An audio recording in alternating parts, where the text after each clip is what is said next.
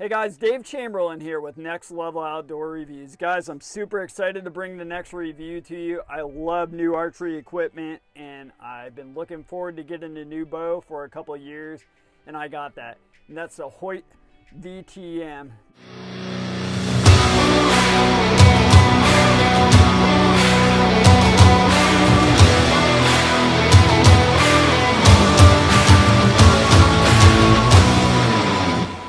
The VTM is a culmination of 3 years of product development in the Venom series. So they started out with the regular Venom, they went to the Venom Pro, and now they have the VTM. And the VTM is the quietest bow that Hoyt has ever produced. It has a 31% reduction in sound from last year's Venom Pro.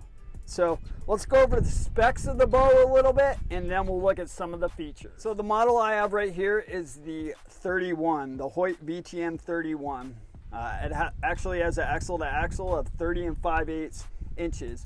For you guys that like a little longer axle to axle bow, they have this in a 34 model as well with an actual length of 33 3/4 inches. Brace height on the bow for the 31, you have a 6-inch brace height, and for the 34, you got a 6 1/4. The actual physical weight of the bow on the 31 is 4.6 pounds, and on the 34, it's 4.8. For your draw length, there's 2 cams that the system runs over.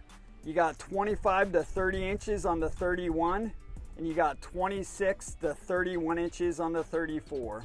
As far as peak draw weights for the 31 come in at 40, 50, 60, 65, 70, and 80 pounds. For the 34, you have that same 40, 50, 60, 65, 70, and 80 pounds. We all want a faster bow, tighten that pin gap, just be more accurate, put our arrows down range quicker. Feet per second wise, the 31 comes in at 342 and the 34 comes in at 334. As far as finishes, I have the black out here. It's available in 14 hunting finishes. So I went over the specs on the bow, just great features, lots of innovation into it, just a major upgrade over the Venom Pro, which was already a super solid bow. And let's head down to the woods. We'll go over some of the features of the bow and do some shooting. Guys, so I'm down here in the woods. Before I get my sight on there and we do some actual shooting, I want to go over some of the features of the bow that just set this bow apart, just such innovation into it. So let's hit those quick. I want to talk about the inline accessories that you can add to the bow. So I already have the rest mounted on there. I wanted that set up and ready to go, but that just gives you that narrow profile. And before I talk about the other features of it a little bit, just the inline accessories in themselves, the VTM becomes 11% quieter with those accessories, and there's a 59% reduction in residual vibration. So when we're out in the woods, when we're hunting, we definitely want a quiet bow, and just the inline system that the engineers at Hoyt came up with that really shines. First feature on the inline I want to talk about is the pick rail. With that pick rail sight mount, this can remove up to 4 ounces of extra weight from the bow. By removing all of the additional sight mount components from a standard mount, you can gain up to a 1/2 inch of adjustment with Hoyt's inline quiver system. For you guys that already use a traditional sight, you don't want to get away from that. That's not a problem. It's still tap for your regular tradition mount. For the rest, they have that same inline rail mount system. This is a QAD drop away on there.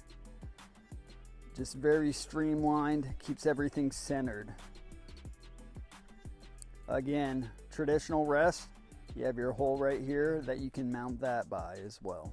One of the new things Hoyt did this year was they have the new integrated rest cord slot, and this minimizes contact with the tech bar on drop away rests and helps maintain the cord within the envelope of the bow. So just a great feature to minimize contact as you're using a drop away cord. Another innovative thing that they did was move the stabilizer bushing all the way down here at the front of the riser to offset the weight of heavier sights and quivers. So You still have the standard bushing in this area right here. I know some guys are still running stabilizers off of that, but with the stabilizer bushing moved down here, you're essentially gaining about 6 inches of stabilizer length in this small stubby shorty stabilizer right here. So just balances the bow better, keeps everything right at the front and in line. Of course, you got your string stop right here, and then you have your new Hole Shot V2 string dampeners. And these were developed after years of research to improve the sound and vibration elimination while meeting the durability standards you expect. We talked about how quiet the bow is. One of the things that eats up vibration and noise is the dampeners. So you have those on both of the limbs as well as where the limbs come into the riser pockets. So just a great way to minimize sound and vibration. Hoyt went with the Vital Point grip. I'll talk about that a little bit after I shoot the bow. As far as let off, you can choose between 80 or 85%. Very easy to adjust. Another innovation is the SL sidebar mount port.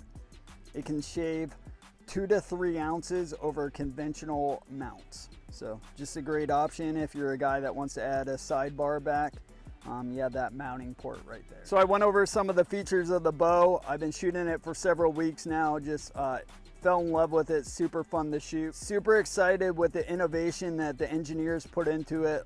So many great features. As a hunter, I want a bow that's light and I want a bow that's quiet. Light and easy to carry with me into the woods, streamlined, so I'm gonna have all that with the bow, and they gave you all the details of how this thing is silenced, even quieter with the accessories on there. So let's get my sight put back on there and let's put a few arrows down. So I got my sight put on. Love that inline sight. Such a narrow profile as I'm walking through the woods. It'll be very streamlined. No one likes getting their sight caught on twigs or branches when you're walking through big brush, so that'll help eliminate some of that. Got my arrow in, let's give her a shot.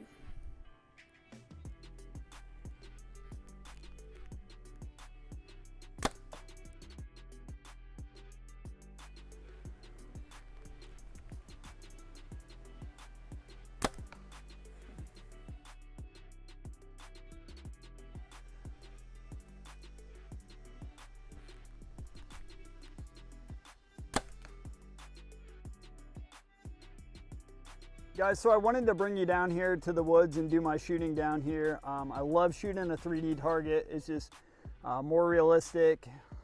Bag targets and other targets have their place, and I use those as time, but as we get closer to hunting season, I love a 3D target, and I love being down here in the woods because of the shadows that are cast on the target. Just gets you used to shooting that animal. So that's why I shot down here. The bow itself shot great. Very pleased with it. As far as a couple things I want to talk about, the first one is the draw cycle. To me, I've shot bows before where there's a big valley or there's a big hump to get over. With the VTM, I feel like it's a pretty steady pull till you get to back near the back wall, and then it really drops off. With that 85% let off, super easy to hold. Really enjoyed that about the bow.